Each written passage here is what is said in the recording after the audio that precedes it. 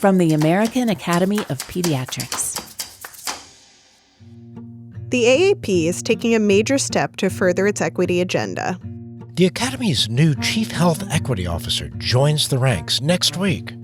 I find folks generally need to hear fact, need to hear truth.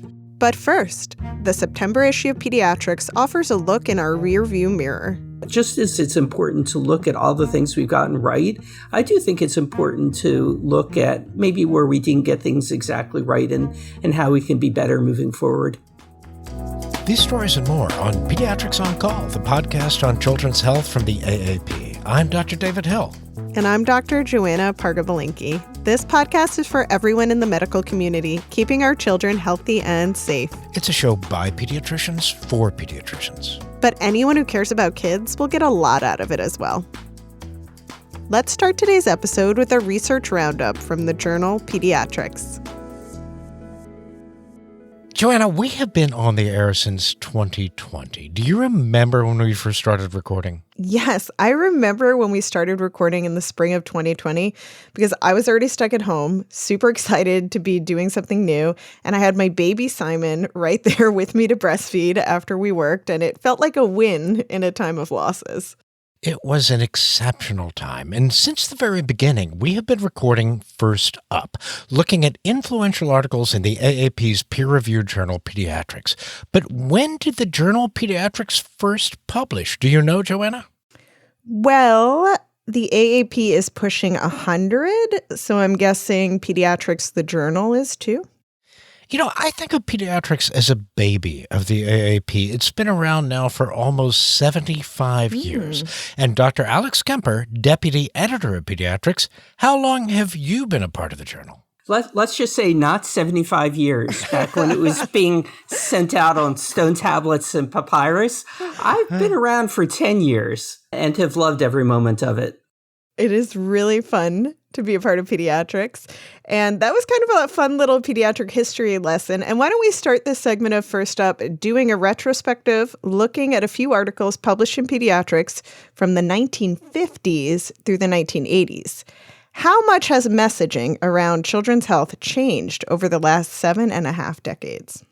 You know, a lot's changed about our field and about the journal in the past 75 years. And if you go to our journal website, there's actually a link to a 75th anniversary celebration that includes commentaries from a bunch of the sections, committees, councils about the kinds of things that have changed. But what I'd like to do today is to highlight an article that's coming out entitled Forgotten Pediatrics, 8 Disturbing Windows on the Past, about articles where maybe exactly things were not right. This is an article that was written by Andrea Cruz and Jeff Baker, both of them who are members of our editorial board. And Jeff Baker is a medical historian. And Andrea and Jeff went through 75 years, looked at articles, and found ones where things had changed and there are lessons that we could learn about it. So I'm not going to talk about all 8 of them. I don't want to give away all the great stuff that's in there, but I would like to point out a couple of them that I thought were particularly interesting. There's a paper published in 1956 called Causation of Juvenile Delinquency. And this is interesting because it blamed the parents. It talked about issues of dishonesty, hatred of the child, poor limit setting, those kinds of things, and also point out that juvenile delinquency is less likely in a quote-unquote good or normal family. Now, we've learned a lot about adolescence and risk factors and protective factors, and I would say this is an example of how our field has really advanced in a way that we should be proud of. Similarly, there was a paper in 1961 called Effeminacy in Prepubertal Boys that talked about sissy boys, emotionally distant fathers, and overprotective mothers, and even had this line in it, the boy who is stuck with the handicap of effeminacy is still capable of living a stable and productive life. Now, clearly, we've moved far beyond this, and I'm really proud of the work that the Academy has done around gender-affirming care and thinking about what we can do to best support the children, the teens, and the families in our practice. And I guess there's one other article that I'd like to highlight. This is an article called Marital Distress and Medical Training, a support group for medical house staff wives, published in 1990. So really, in the grand scheme of things, not that long ago. And in this article, there's, first of all, no acknowledgement about the increasing number of women in medicine, and specifically in pediatrics.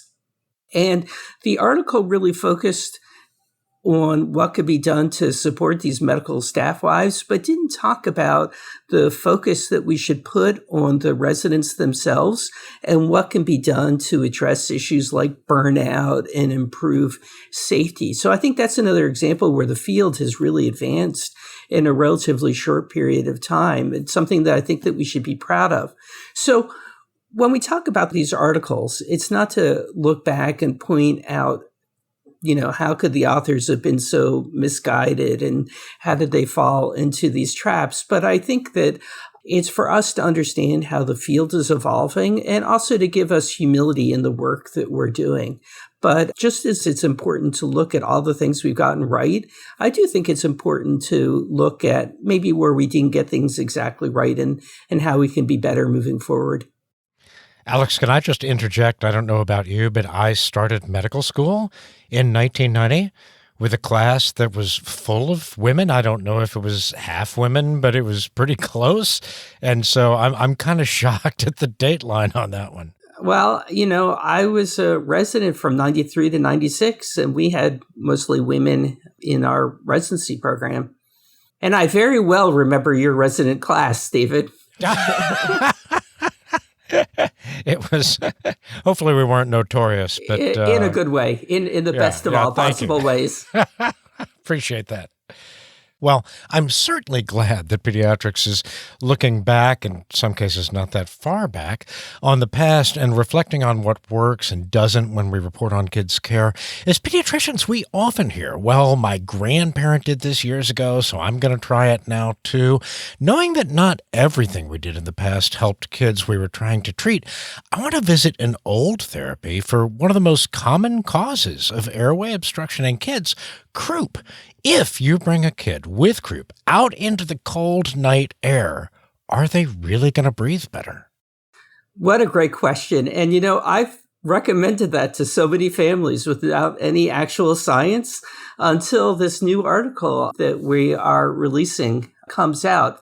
This is an article entitled Outdoor Cold Air versus Room Temperature Exposure for Croup Symptoms, a randomized controlled trial. And it was written by Johann Siebert and colleagues from the University of Geneva in Switzerland. And it addresses, I think, a really great question with the most rigorous kind of study design that we have, cold air. David, as you know, I grew up in South Florida, and where there wasn't a lot of cold weather. You never got to try it, did you? Now that I'm Ohio, what I would say is I like cold weather, but only to a certain degree. Haha. But I'm Chuck. I get it. I was with you, Alex. Yeah. We needed one of those jokes in a first up. Thank you. There we go. But this is a study that was done in a pediatric emergency department. And what they did was they took children who had croup and they randomized them to either getting oral dexamethasone or oral dexamethasone plus 30 minutes out in relatively cold weather. Not really, really cold weather, but 10 degrees Celsius or below, which is about 50 degrees Fahrenheit or below. Left them out for 30 minutes and then evaluated the two groups. And the key finding from this study is that for children that had mild or moderate croup, if they were exposed to the cool air plus steroids, they seem to be doing better at that 30-minute mark. But by about an hour, the group that got cold air and dexamethasone was doing about the same as the ones who had gotten dexamethasone alone. So there does seem to be a small benefit to at least this one population of children with croup for being out in the cooler air. What this study doesn't do is address, well, what if you're just at home, you don't have access to steroids, and you go out in the cold weather? In my heart of hearts, I believe it works, but I don't really have any science to show that. And what we also don't know is what happens with repeated exposures to cold air, for example, after those children get home. But at least now we can say that cold air plus dexamethasone, at least in this short window, does seem to have some benefit. And I just really admire this group for doing this study. One of the things I thought was really interesting when they were describing this study, and I'm sure this gets to a safety issue, is that the children who were standing out there in the cool air could be seen from the triage desk window. So I'm glad they put that level of detail in. Makes me feel better about the issue of safety. But I just think this is a really fun, interesting study. And kudos to them. Switzerland seems like the perfect place to have done it, too. And it's good to know that something so simple might be helpful. Last article now, Alex, and it has to do with a simple beverage, water. We know drinking sugar-sweetened beverages can be a huge calorie burden, so trying to drink more water is always a healthy choice. If we promote water and access to it in schools, could this be something that helps with the childhood obesity epidemic we are seeing now? This is another study that I really love. How great that this group did a trial of access to water. So this is a study entitled Effectiveness of a School Drinking Water Promotion and Access Program for Overweight Prevention, done by Dr. Anisha Patel, who's at Stanford University, and other colleagues in California. And they used a really rigorous study method to answer the question, if you make water available in the schools, can that help with obesity prevention? And their intervention, which was called Water First, had elements like availability of tap water. They had educational interventions for the children and for the families. They even had little small gifts when they saw a child using the water fountain. So this is a relatively inexpensive, relatively straightforward kind of intervention with a really important question, right? So can this help with obesity?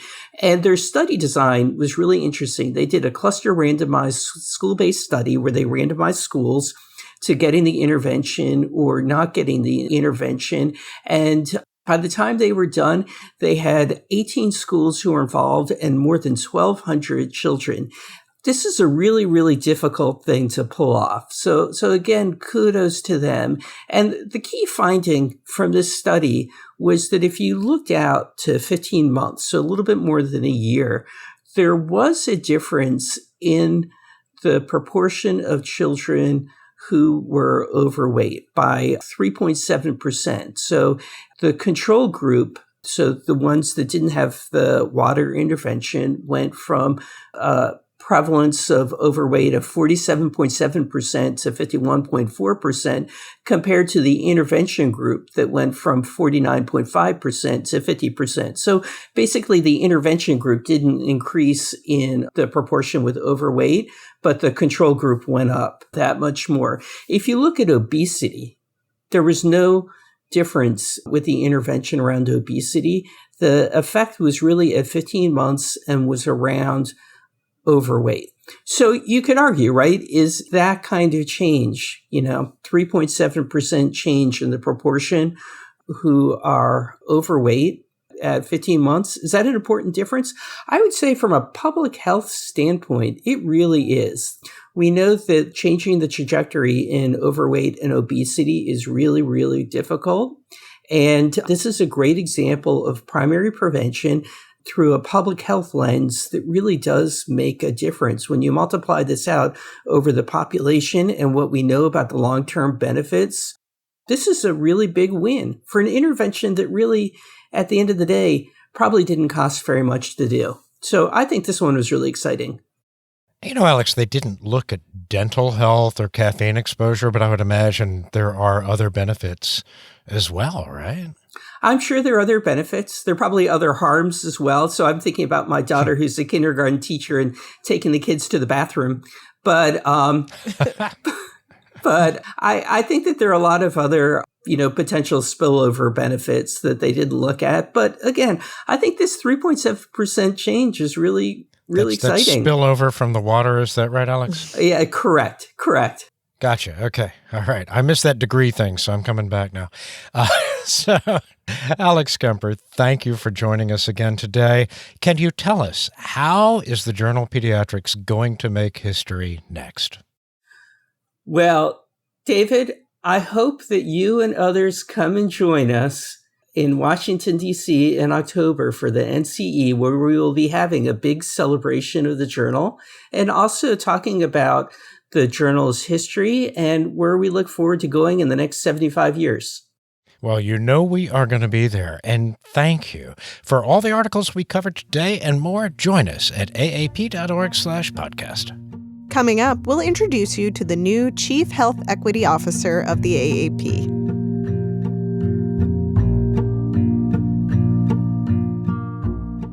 At this point on the podcast, we have a few regular contributors who have helped to share their vision of the AAP moving into the future. One of those incredible, thoughtful, and well-spoken guests is joining us today. Can you guess who it is, David? Oh, man, you did not give me a lot to work from there, but if we're talking about a visionary, used to talking about big AAP initiatives, people who come to mind are, of course, Dr. Lewis first, but there would have been a pun in your introduction. That's true. Mm-hmm. I also thought of Dr. Nusheen Aminuddin because she does a lot of talking on media and messaging. You are warm, David.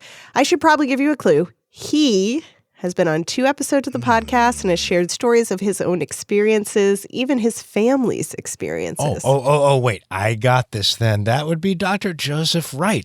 Also, because he just took on a new position as the Chief Health Equity Officer at the AAP. And I'm so curious what the role entails and how he's going to lead the Academy. Am I right?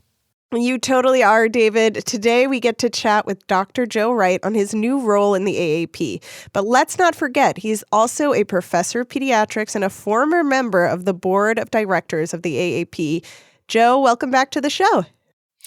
Wow, this is great to be with you all and very excited for this moment.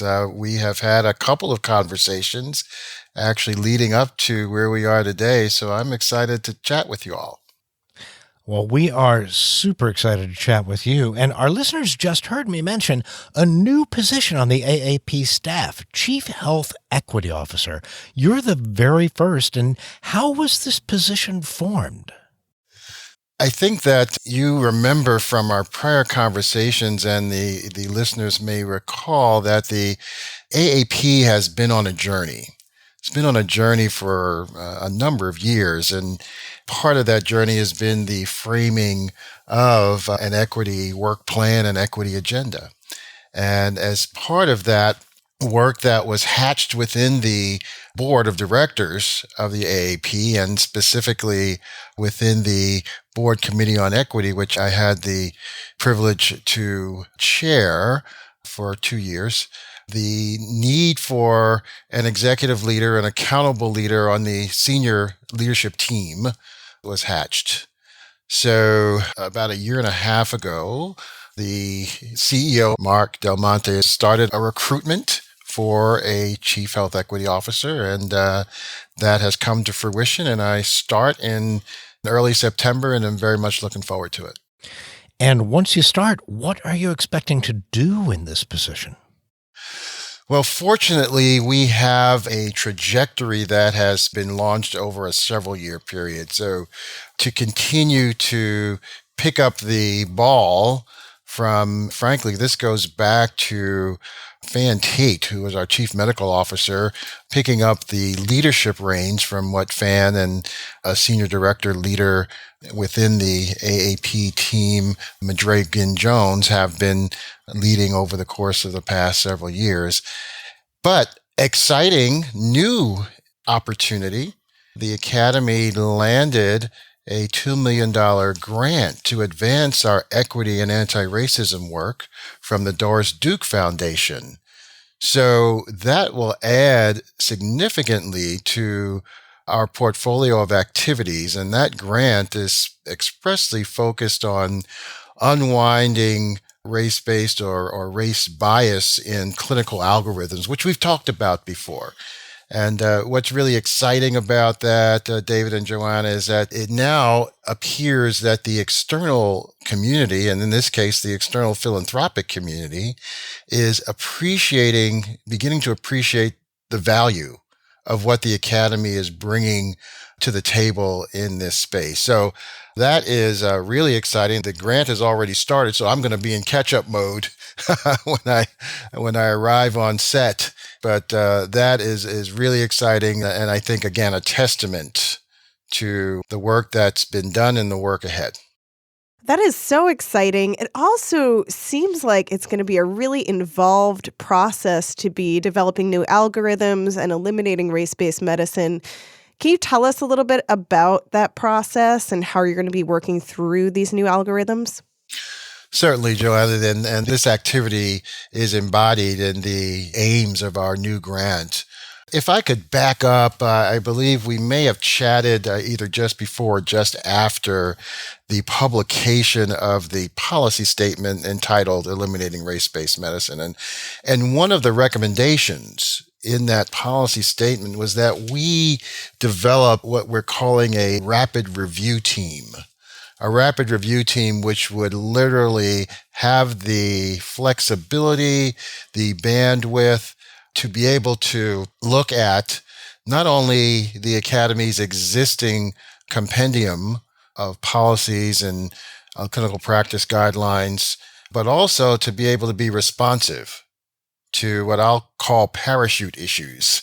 That, for instance, if we go back to the urinary tract infection clinical practice guideline, which we discussed, that was a parachute issue. A member called the question, and there was a flurry of activity to respond to employ corrective action. So, Joanna, I want to be very transparent in that the first order of business is to clean up our own house. And so the rapid response team has been formed. And the first order of business under the Doris Duke Foundation grant is to activate the rapid response team and bring them into the machinery, if you will, that develops policy, clinical practice guidelines for the Academy, technical reports, etc. So that's really exciting because the members of that team are folks who have devoted their scholarship and their professional effort to this work, and I'm really excited to get on the ground with that group. The other element, Joanna, just to mention both of the aims, is to link up with an academic partner. So we have identified Children's National Hospital in Washington, D.C. as our academic partner, where we will test and validate the products, the outcomes, if you will, of the work that is undertaken in AIM 1. So very exciting. Looking forward to the contributions that this grant will bring to not only pediatrics, but broadly. You mentioned something called a parachute issue. When you say that, can you kind of define what that means for our listeners? Yeah, that is my term, but in the context of the way that the AAP reviews its products, there is a 5-year periodicity schedule. In other words, something is published today, and it will come up for review within a 5-year period. It usually starts somewhere in year 4 as to whether that statement will be renewed, retired, or revised. And when I talk about parachute issues, I'm talking about issues that emerge from within the Academy's statements and technical reports, et cetera, that need attention before the 5-year review cycle. And so that's what I mean when I say parachute issues. And I anticipate that as we continue to embark down this path, that we will need to have the ability to address those issues that present themselves within or before the 5-year review period has presented itself. So when we talk about this house cleaning, I love that metaphor, Joe. The AAP published an equity agenda, sort of our list for our housekeeping, that's both thoughtful and really comprehensive. Can you summarize for us what the Academy hopes to accomplish with this agenda? It is comprehensive, and in that context, David, it's a little daunting. We are unique in that our constituents are children and families. So the agenda speaks directly to the impact of addressing equity and anti-racism insofar as it affects child development, insofar as it affects children in the context of pediatric practice, and that in and of itself requires a tremendous focus on education. So there is a major thread of the agenda that speaks to how we are going to engage the 67,000. We often speak to one another and the choir. We have a large congregation of 67,000 members, all of whom need to see themselves in this work. So the agenda, and we've got a little bit of boost from the fact that the periodicity schedule was recently revised with work that is focused on racial socialization as part of longitudinal care. And it's working its way through now. I anticipate that as Bright Futures, for instance, is updated, that we will begin to see this language as part of ongoing primary care. I think that is a tremendous platform that needs to set in order to achieve the agenda. I really can't imagine moving forward without incorporating this work into day-to-day practice. Heavy lift. You've heard me say this before. We didn't get here overnight, and we're not going to get out of this tomorrow. But those couple of developments, the periodicity schedule, one, and a tremendous commitment on the part of the folks in the Academy who drive professional education to make sure that we have this content serially presented in all of our platforms. And given that this is a heavy lift, what are you personally hoping to accomplish in your first year as Chief Health Equity Officer? Well, that's an interesting question because I often think about the folks who do this work day in and day out. And particularly in the current climate, it can be withering and weathering. And so, Joanna, I really want to support the team to keep moving forward. And I very much appreciate the bi-directional feedback that I'm getting. We just a few weeks ago came out of the leadership conference, and the feedback that I got from chapters and districts about the challenges that they're experiencing on the ground has really opened my eyes to how we, the collective academy, need to support our members in doing this work. So aside from meeting the goals and objectives of the big grant, which is critically important, I also hope to build some sustenance for folks doing this work on the ground, because I hear folks who are getting tired. As I said, it's a heavy lift, and we do know that the impacts of constantly battling the forces who don't quite see it the way we do is it can be, again, weathering and withering. And I skew to, Joanna, I really skew to the science, being very objective in the information that we call and share with our members, and also leverage that science in order to teach others outside of pediatrics, which has been a very interesting experience working with the Doris Duke folks, who, of course, have a very broad portfolio, and working with other societies and professional organizations. So that's been eye-opening. You know, Joe, you mentioned talking to people who don't agree with us or see eye to eye. Have you heard feedback from members of our own house, people in the academy, who say we just need to steer away from controversial social issues? And when you do, how do you respond? Yeah, certainly, David. Which is why a moment ago I referenced skewing to the evidence. I find folks generally need to hear fact. need to hear truth. And if we can have conversation that is fact-based and keeping people in the room, I have experienced walkout factor when we begin to have these conversations and folks don't necessarily agree or see themselves as part of the discussion. They just leave the discussion. So I personally have taken to really try to, at least for our members, David, to engage folks around what we all hold near and dear, which is what's in the best interests of children. And I for one am finding at least people will engage and listen, and then it's on us. It's on us to demonstrate the why it's important for us to be doing this, and now with the grant, what the outcomes. So again, this is a marathon, not a sprint. But I'm very cognizant of and being very deliberate about how we approach this. It has to be done tactically and strategically. We are really excited for you, Joe, and we're excited to see how the AAP advances its equity agenda. Any last takeaways for AAP members about these initiatives? I still think I had an image when we started of the yellow brick road from The Wizard of Oz. So many steps at the outset, going in a circle seemingly, but I feel like the road is beginning to straighten out and we're beginning to take steps that are moving forward, and that's very exciting.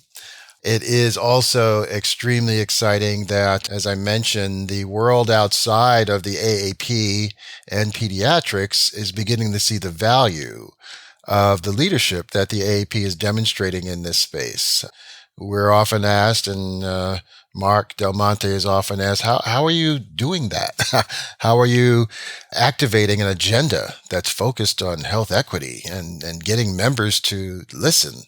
So that is perhaps the most exciting aspect of the work, but I'm also really excited about engaging the early career members in our organization. This is, I don't think it's a secret to say that the most activated folks in our organization are the trainees and the early career folks. They are the ones who are on fire, and certainly the work through both the Doris Duke grant and moving the agenda forward will require their energy.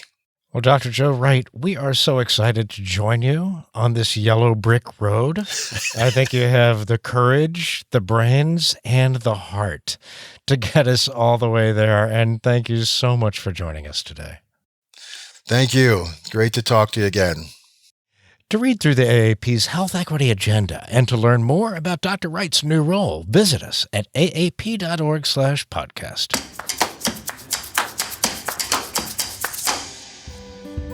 At the end of every episode, we like to leave you with something positive or enlightening. We call this segment Say Ah. David, what's your Say Ah this week? Well, my Say Ah starts with a say ow. My wife, Christy, got surgery on her leg for a running-related injury. Apparently, she runs too fast.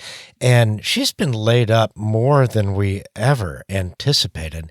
But all of our neighbors and friends have been around and helping out, and I am just so grateful. And we're also seeing people that we haven't socialized with for a while, so it ends up as a say, ah. Oh, that's so nice that everybody banded together. One thing, David, about me is I'll never get a running injury from running too fast. So they're horrible. She's okay. Don't. Yeah, I won't. My say is also a little bit about community and just who your support people are. My parents really wanted an alone weekend with my oldest daughter. So yeah, it's so cute. So they took her for the weekend. Just the three of them, spoiled her. I got so many cute pictures of her doing just stuff with her grandparents, and it really takes a village to raise a kid. So I'm so thankful that I have family that really wants to invest in my kids and spend that time with them. That is beautiful. I love that. That's it for today's episode. If you like Pediatrics on Call, please subscribe on your favorite podcast app and help us spread the word. Follow us on Facebook and Instagram at Pediatrics on Call. Pediatrics on Call is a production of the American Academy of Pediatrics. Our producer and editor is Ann Johnsos. Our audio engineer is Doug Nagel. Joe Puskars is our associate producer, and Susan Martin is our executive producer. Our theme music was composed by Matthew Simonson. Join us next week when we'll focus on children who interact with the juvenile justice system. We'll talk to Dr. Elizabeth Barnard about how pediatricians can advocate for this vulnerable population. I'm Dr. David Hill. And I'm Dr. Joanna Parga-Belinkie. Thanks for listening.